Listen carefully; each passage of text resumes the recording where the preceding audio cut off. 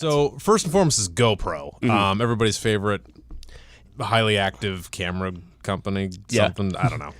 Action camera. Is that the buzzword you were fighting for? Is that the word I want to go for? Like I don't know. Anyway. Yeah. I've never jumped off a cliff with a camera on my head. Sorry. Fair. Have you seen Nick Woodman on Shark Tank recently? No. Pretty cool. It's weird to see him all buttoned up because he's usually like at the press events with like a camera in his mouth. Like, oh, that's right. Yeah. I'm sorry. I did see one episode. Actually, believe it or not, I'm not as big of a Shark Tank fan as my wife is. Huh. So anyway, yeah. So GoPro market cap of $2.6 billion. Price of sales of a surprisingly reasonable 1.5.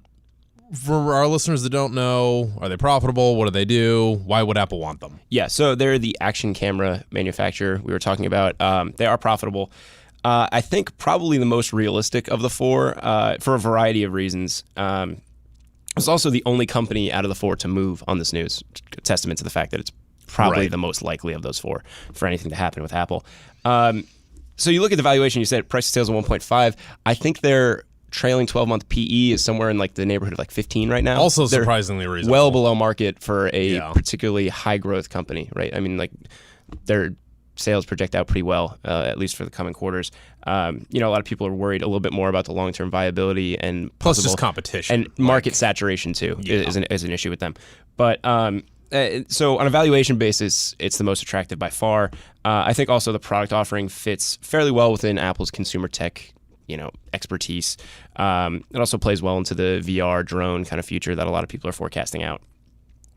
So I think that's why, we saw this big move based on this news, and why, if you're looking, a lot of the headlines that I saw following this particular research report said, it was like led with GoPro acquisition target, for Apple. And then it was like also Adobe, yada, yada, yada. So GoPro was the headline one by far.